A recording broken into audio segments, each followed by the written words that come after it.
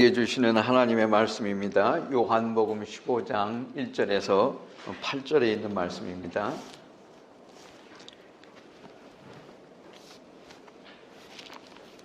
신약성경 173면입니다. 요한복음 15장 1절에서 8절 말씀입니다.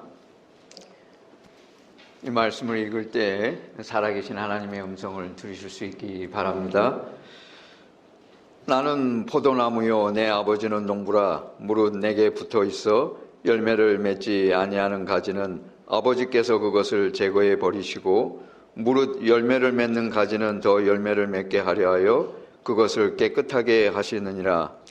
너희는 내가 일러준 말로 이미 깨끗하여졌으니 내 안에 거하라. 나도 너희 안에 거하리라. 가지가 포도나무에 붙어 있지 아니하면 스스로 열매를 맺을 수 없음같이 너희도 내 안에 있지 아니하면 그러하리라. 나는 포도나무요 너희는 가지라. 그가 내 안에 내가 그 안에 거하면 사람이 열매를 많이 맺나니 나를 떠나서는 너희가 아무것도 할 수 없음이라. 사람이 내 안에 거하지 아니하면 가지처럼 밖에 버려져 마르나니 사람들이 그것을 모아다가 불에 던져 사르느니라. 너희가 내 안에 거하고 내 말이 너희 안에 거하면 무엇이든지 원하는 대로 구하라. 그리하면 이루리라. 너희가 열매를 많이 맺으면 내 아버지께서 영광을 받으실 것이요 너희는 내 제자가 되리라. 아멘. 지금은 태백시가 된 강원도 황지 하사미리에 예수원은 대천덕 신부님이 세우셨습니다. 본래 본명은 루벤 아처 토레이 3세입니다. 그분이 소속했던 성공의 교회는 목사를 신부라고도 합니다. 여러분이 잘 아시는 D.L. 무디 선생의 친구로서 복음주의 운동을 이끌었던 루벤 아처 토레이 목사님의 손자입니다. 아버지 토레이 주니어 목사님은 장로교회 선교사였고 한국전쟁 후에 대전 장애인 재활센터 원장으로 일하셨습니다. 신혼여행을 떠나기 전에 예수원에 들려서 대천덕 신부님과 그리고 현재인 사모님을 만났습니다. 두 분은 저희 부부를 위해서 성찬식도 하고 또 좋은 목회자 가정이 되라고 진심으로 기도해 주셨습니다. 생전에 대천덕 신부님은 당신의 성경책 속에 기도문 하나를 끼워놓고 소중하게 간직하셨습니다. 35년 전에 제가 처음 봤습니다. 이 기도문을 습관적으로 읽으셨습니다. 중세의 한 무명의 선지자가 수도사입니다. 쓴 일기 속에 그 기도문이 있었는데 거기서 발견된 것입니다. 그 내용입니다. 내 주 예수님이 이렇게 말씀하십니다. 내가 나를 기쁘게 해주려고 특별한 재간이나 지혜를 짜낼 필요는 없다. 다만 정성껏 나를 사랑하려고만 하여라. 내가 제일 좋아하는 사람에게 하듯 내게 말해다오. 너의 소원이 무엇이냐? 친구를 잃었느냐? 사랑하는 사람이 배신했느냐? 전부 다 내게 말해 보아라. 나는 내 곁에 있다. 나는 모든 것을 보고 있으며 결단코 너를 그냥 버려두지 않을 것이다. 내게 계획이 있느냐? 실패했느냐? 누가 내 마음을 아프게 하느냐? 무엇을 두려워하느냐? 지금까지 너를 위로해준 일들을 생각해 보아라. 크든 적든 간에 그것들은 다 내가 너를 위해 마련했었느니라. 이것을 결코 잊지 말아라. 다음에는 나를 더 믿고 의지하는 심정으로 내게 오너라. 그러면 더욱 풍성한 축복으로 너와 함께 할 것이다. 존 버년의 철로 역정에 나오는 장면입니다. 크리스천이 해석자의 집에 도착했습니다. 해석자는 그를 커다란 응접실로 안내합니다. 문을 열고 그 방에 들어가 보니까 한 번도 청소한 적이 없어 먼지 투성입니다. 해석자는 한 남자를 불러서 방을 깨끗이 치우라고 했습니다. 그래서 청소를 하고 빗자루로 바닥을 쓰는데 자꾸 먼지가 피어올랐다가 내려앉아서 쌓입니다. 쓰고 나면 또 생기고 쓰고 나면 또 생기고 도저히 먼지를 없앨래 없앨 수가 없습니다. 이때 가만히 옆에서 지켜보고 있던 해석자가 한 소녀를 불러서 다시 말합니다. 물을 가져와서 뿌려보아라. 그 소녀가 사방을 향해서 촉촉하게 물을 뿌렸습니다. 잠시 후에 물이 위에서 아래로 떨어지면서 허공에 떠다니는 뽀얀 먼지까지 모두 쫙 가라앉게 만들어버렸습니다. 먼지가 안 나는 상태로 되었습니다. 크리스천은 궁금했습니다. 물었어요. 무슨 의미입니까?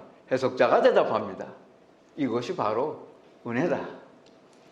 여러분, 우리가 뭘 안 해서 문제되는 것 아닙니다. 오히려 그 반대입니다. 우리는 자꾸 뭘 하려고 해요. 그러니까 문제가 되는 거예요. 신앙은 주님을 잠잠히 바라보는 것입니다. 내가 뭘 하는 게 아니에요. 내가 노력한다고 되지 않습니다. 하나님의 은혜로 되는 것입니다. 땅을 적시는 비와 같이 은혜는 모든 것을 평정하고 해결합니다. 은혜가 있으면 모든 일이 이루어지고 모든 것을 할 수 있어요. 그래서 은혜가 있어야 합니다. 로스앤젤레스 북쪽에 210번 도로가 있습니다. 10차선이나 되는 넓은 길인데 주 3일은 항상 교통 체증이 심해서 잘 알려져 있어요. 매주 금요일 저녁이면 한인교회 여전도의 남성교회 회원들이 단체로 주말 여행을 떠납니다. 210번은 라스베가스 가는 길입니다. 이 교인들이 카지노에 들어가서 슬롯 머신 앞에 앉습니다. 그리고는 주여 777 잭팟이 터지면 우리 교회 부족한 건축원금 제가 다 내겠습니다. 아멘! 하고 당깁니다. 아주 뻔뻔해요. 하나님이 그 헌금을 받으시겠습니까? 돈이 없어서 교회가 힘든 것 아닙니다. 은혜가 없어서 교회가 부흥하지 못하는 거예요. 교회는 은혜가 있어야 합니다. 벌은 물을 마셔서 뿔을 만듭니다. 뱀은 같은 물을 마시고도 독을 만들어요. 어떤 인생관을 갖느냐가 중요합니다. 세 종류의 인생관이 있습니다. 사람은 그중 어느 하나는 반드시 소유하고 있습니다. 첫째는 자연 중심의 인생관입니다. 모든 것은 우연이고 자연 현상일 뿐이다 라고 생각합니다. 그렇다면 우리 인생은 아무런 의미가 없습니다. 이런 사고방식을 가진 사람들은 아무것도 책임지지 않아요. 가정에도 무책임합니다. 죄의식이 없어요. 멋대로 생활합니다. 둘째는 은혜의 중심의 인생관입니다. 도덕적 인과유를 믿고 말합니다. 선하게 살면 복 받는다. 악하게 살면 벌 받는다. 심은 대로 거둔다. 원인이 있으면 결과가 있다. 그럴듯하죠. 성경적인 것 같죠? 아닙니다. 이런 사람들은 내가 수고해서 잘 사는 거야. 내가 열심히 일해서 성공했다는 말을 하기 좋아합니다. 그렇지가 않습니다. 조금만 일이 틀어지면 남 탓합니다. 내가 수고하는 것 같지만 내가 수고해서 얻는 것보다 거저 받는 것이 훨씬 더 많습니다.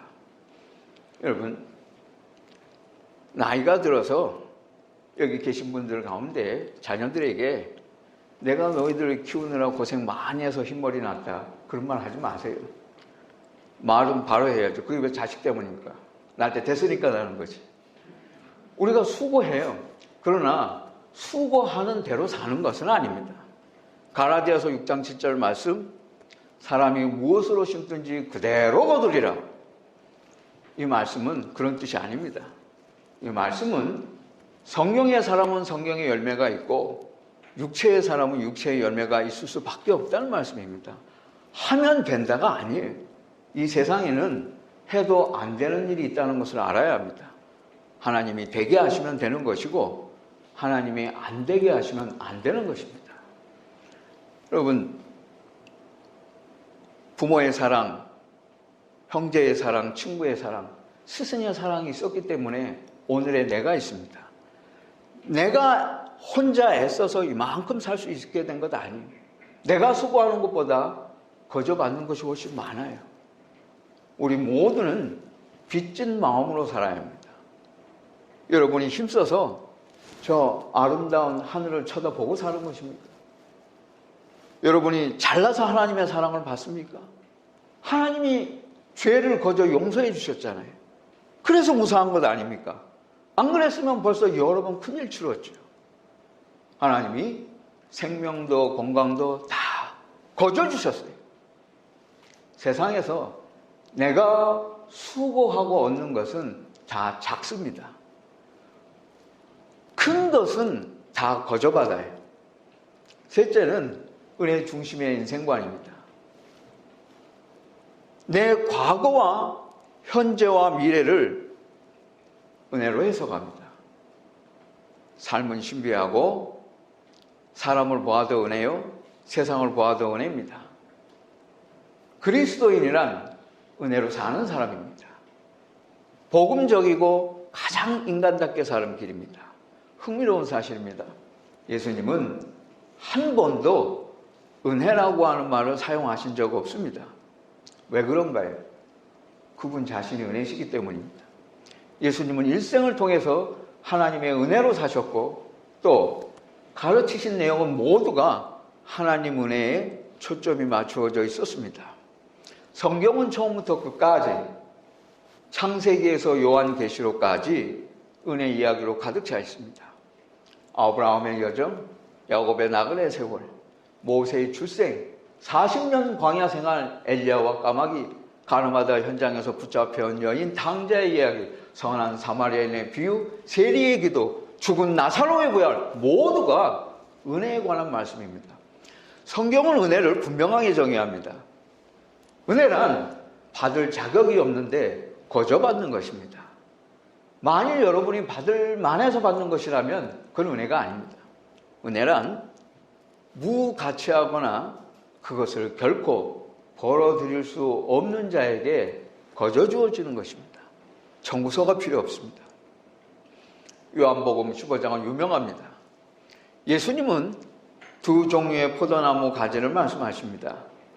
열매 맺는 가지와 열매 맺지 못하는 가지입니다. 방금 이 성경을 읽을 때에 속으로 나는 열매가 있나 없나, 없으면 어떻게 되나 하고 틀림없이 생각했던 분들이 있을 겁니다. 2절에 두 단어가 있습니다. 제거해버리다 하고 깨끗하게 하다.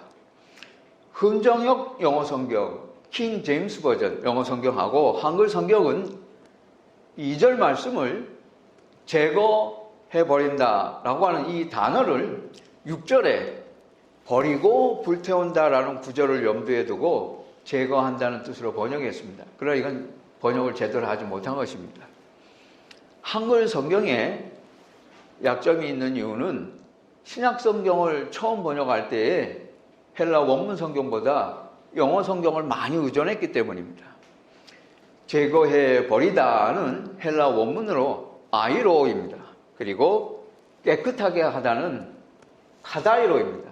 그건 가지치기 하는 걸 말하는 겁니다. 이게 다릅니다. 하지만 비슷하기도 하죠. 아이로라고 하는 말은 특별해서 깊이 생각해 볼 필요가 있습니다. 이 말은 네 가지 의미를 가지고 있었습니다. 순서대로 하면 맨 먼저 낮은 곳에서 높은 곳으로 들어 올린다는 뜻입니다.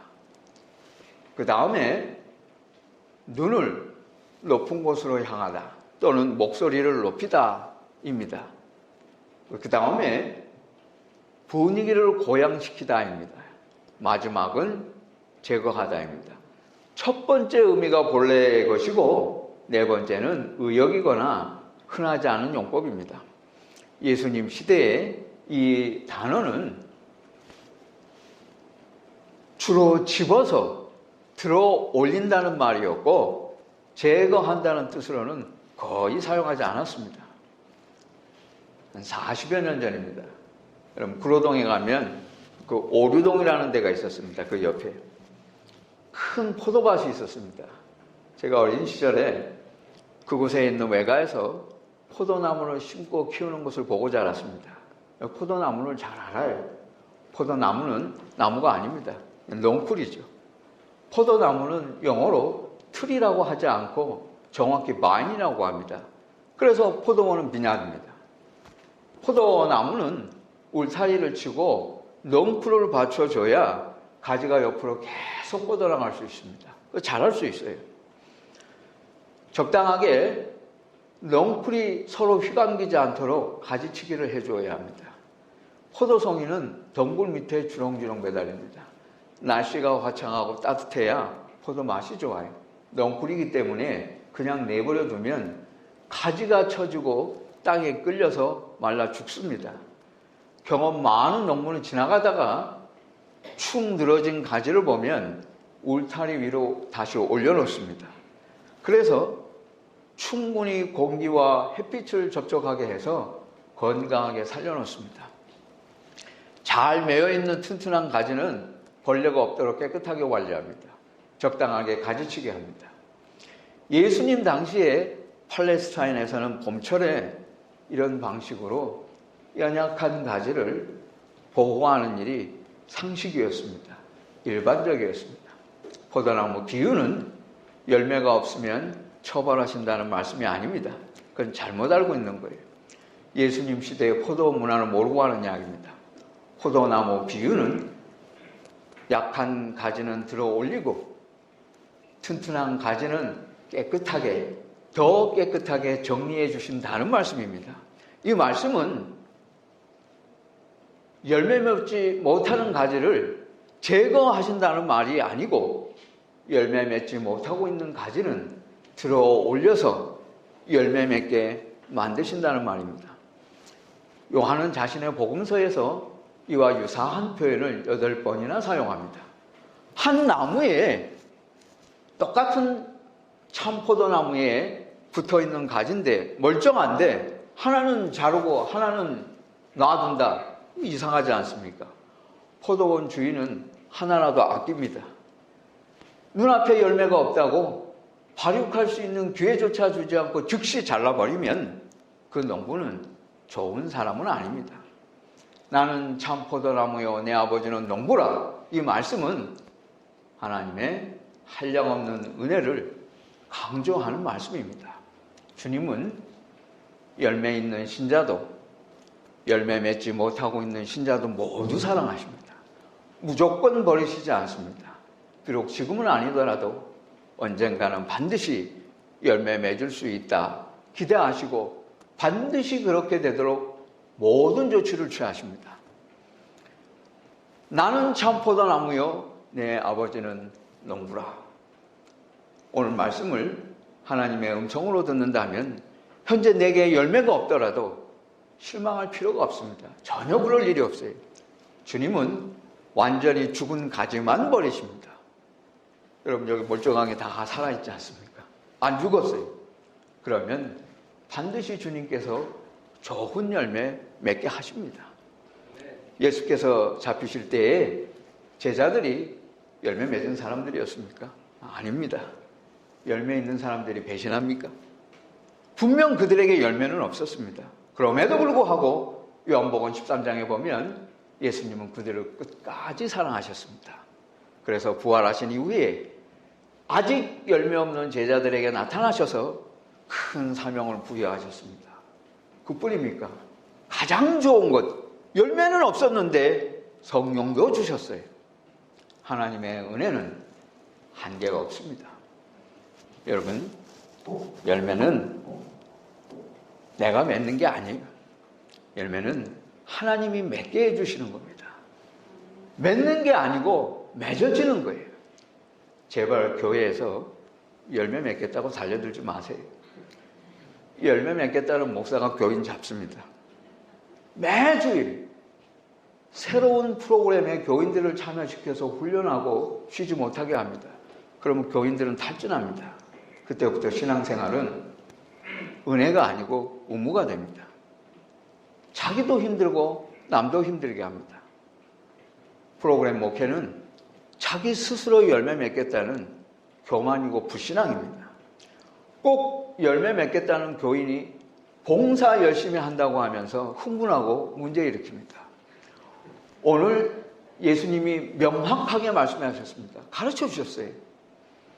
마지막 시간에 마가의 다락방에서 예수님이 제자들에게 최후로 하신 고별 설교입니다. 예수 믿는 사람이라면 이 말씀을 꼭 기억해야 돼요. 나는 포도나무요, 너희는 가지라. 그가 내 안에, 내가 그 안에 거하면 사람이 많은 열매를 맺나니 나를 떠나서는 너희가 아무것도 할 수 없습니다. 예수님이 원하시는 건 오직 하나, 그리스도 안에 거하라는 것입니다. 참 포도나무는 가지가 있고 곁가지가 있습니다. 가지는 참 포도나무에 붙어있는 가지고 곁가지는 쓸모없습니다. 그럼 버려야 되는 겁니다. 포도나무에 가지는 반드시 붙어 있어야 살 수 있습니다. 붙어 있으면 열매는 자동으로 생깁니다. 은혜입니다. 붙어 있는 것이 거하는 것이에요. 참 포도나무에 붙어 있는 가지가 되려면 예수님에게 집중해야 합니다. 나무인 예수님에게 집중하는 것이 그것이 붙어 있는 가지가 되는 것입니다. 참 포도나무는 본질입니다.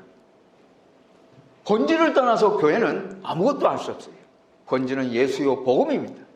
말씀과 기도에 집중하는 것이 복음에 충실한 것입니다. 두 가지입니다. 말씀과 기도, 그것이 본질이에요. 예수만 바라보아야 교회입니다. 본질을 본래적인 것, 참나무, 가지가 되는 것에 충실하세요. 밀려드는 일들, 교회 행사, 세미나, 이건 다 곁가지들이에요. 곁가지에 집착하면 그건 교회 아닙니다. 교회는 있는데 예수는 없어요. 설교는 많은데 복음은 없어요. 뭐 성경 몇 장 몇 절 몇 절 몇 절 하는데 여러분 주일 이 시간에 성경 한꺼번에 몰아서 읽는 시간 아니에요. 또 뭐 성경 배경이 어떻고 역사적인 지식을 많이 얘기합니다. 그거 복음 아닙니다. 순종하라, 겸손하라, 사랑하라, 그거 복음 아니에요. 그거 윤리예요. 복음은 예수가 복음이에요. 그것을 잊지 말아야 합니다. 예수만 바라보아야 교회입니다. 교회다운 교회입니다. 건강한 교회는 오직 예수만으로 충분합니다. 예수를 바라보고 그 은혜를 믿는 자에게 열매가 있습니다. 마귀들이 한 자리에 모였습니다. 어떻게 교회를 해방할까 의논했어요. 가장 먼저 젊은 마귀가 말했습니다. 나쁜 일을 딱 한 번만 하게 유혹합시다. 의장 마귀가 분위기가 보니까 냉랭해요. 그거 30년 전에 써먹던 방법이야. 집어치워. 핀잔을 주었습니다. 고참 마귀가 말했습니다. 예수쟁이들이 교회 일이라면 뭐든 하라고 합시다. 교육, 선교, 봉사 다 하라고 하세요. 단 오늘은 말고 내일 하자고 합시다. 죽을 때까지 미룹니다. 의장이 못마땅해요. 지금이 어떤 세상인데 교인들이 그 정도는 다 알아. 소용없어. 나이 많은 마귀가 말을 했습니다. 그러면 지옥 없다고 광고합시다. 의장이 또 면박입니다. 너는 기독교 신문도 안 보냐? 안 그래도 요새 교인들 지옥 안 믿어. 천국도 안 믿어. 아무래도 반응이 신통치 않아서 그 다음에 원로 마귀가 드디어 입을 열었습니다. 이렇게 하면 된다. 무슨 일이든지 예수를 의지하지 말고 교회가 제 힘으로 하라고 해. 은혜를 모르면 교회는 저절로 망하는 법이다. 은혜를 생각하지 못하게 하면 된다. 그제야 마귀들이 박수 치면서 기막힌 묘책이라고 결론을 내렸습니다. 마귀는 충동합니다. 내 힘으로 해라. 예수님 말씀하십니다. 애쓸 것 없다. 내게 안겨만 있으라. 내게 붙어만 있으라. 내가 책임질 것이다. 여러분, 내 능력으로 하는 일은 확실해 보입니다. 내가 하는 것이기 때문에 시작도 내가 알고 과정도 내가 알고 결과도 내가 알 수 있습니다. 그러나 변하지 않는 내가 하기 때문에 생각도 똑같고 방법도 똑같고 열매도 똑같아요. 결국 같은 일만 반복하고 성공을 거두지는 못합니다. 하나님의 은혜는 겉으로 보기에는 불확실합니다. 하나님의 생각과 우리 생각은 다르기 때문에 우리가 원하는 뜻대로 일어나는 일은 세상에 없습니다. 그래서 하나님이 하시는 일에는, 은혜로 되는 일에는 시작이 항상 다르고 과정이 항상 다르고 결과가 다릅니다. 그러나 틀림없습니다. 부작용이 없습니다. 남편과 사별하고 열심히 신앙생활하는 집사님이 한 분이 있었습니다. 어린 아들이 하나 있는데 어머니를 가까이 하지 않습니다. 여자 집사님은 중증 안면화상 장애인이었습니다. 얼굴 절반가량이 흉터투성으로 뒤덮여 있습니다. 하루는 아들이 물어요. 엄마는 왜 다른 엄마하고 달라? 나는 왜 아빠가 없어? 집사님은 가슴이 아팠습니다. 망설이다가 말합니다. 조금 더 크면 얘기해 주려고 했다. 아버지는 섬유공장에서 일을 하셨는데 폐병으로 일찍 돌아가셨다. 그 후에 내가 태어났고 엄마는 아버지 대신에 일을 시작했다. 한겨울에 공장 옆에 있는 창고에 너를 뉘어놓고 일을 하고 있을 때 큰 불이 났다. 소방관들이 너무 위험하다고 안 된다고 말렸지만 활활 타는 불 속에 들어가서 너를 안고 나왔다. 내가. 그래서 너를 살렸고 엄마는 몸 전체가 불에 타서 얼굴, 머리, 피부가 다 녹아내린 거다. 그래도 엄마가 보기 싫으냐? 어린 아들은 울먹이면서 대답합니다. 아니에요. 어리지만 깨닫고 보니까 엄마의 얼굴이 천사의 얼굴과 같았을 것입니다. 이 아들은 정말 어머니를 사랑하게 되었고 바르게 자라주었습니다. 여러분, 세상에 은혜는 있습니다. 그런데 은혜를 알아야 사람이 됩니다. 여러분, 얼마나 자주 날 구원하신 예수님의 은혜를 고마워하세요? 얼마나 자주 생각하십니까? 그것이 그 사람의 인격입니다. 믿음입니다. 그 사람의 전부입니다. 오늘도 여러분 얼마나 감사하십니까? 우리는 매일 매 순간을 예수님의 은혜로, 예수님의 은혜 안에서 살아가고 있습니다. 은혜 아니면 한 시간, 하루도 생존할 수 없습니다. 모든 것이 은혜입니다. 여러분, 언제 기도를 더 많이 합니까? 성공할 때입니까? 실패할 때입니까? 병들 때입니까? 건강할 때입니까? 어려울 때 하나님 더 많이 찾잖아요. 그러니까 잘 되는 것만 은혜가 아니고 실패하고 병들고 힘들고 슬픈 것도 은혜입니다. 사람들은 부족함을 발견하면 상대방에서 결함을 느낍니다. 내가 약할 때 예수님은 나를 사랑하십니다. 내가 주저앉으면 예수님은 나를 더 사랑하십니다. 내가 아예 쓰러지면 예수님은 나를 더욱 더 사랑하십니다. 내가 부족하면 할수록 예수님은 나를 더 많이 사랑하십니다. 은혜입니다. 요새 젊은 사람들이 노는 게 아니에요. 청년은 풀타임으로 직업을 구하는 사람들입니다. 그것도 은혜입니다. 사람이 나이가 들어서 혼자가 된다는 것은 고독한 것이 아니고 예수님 만날 준비를 하는 것입니다.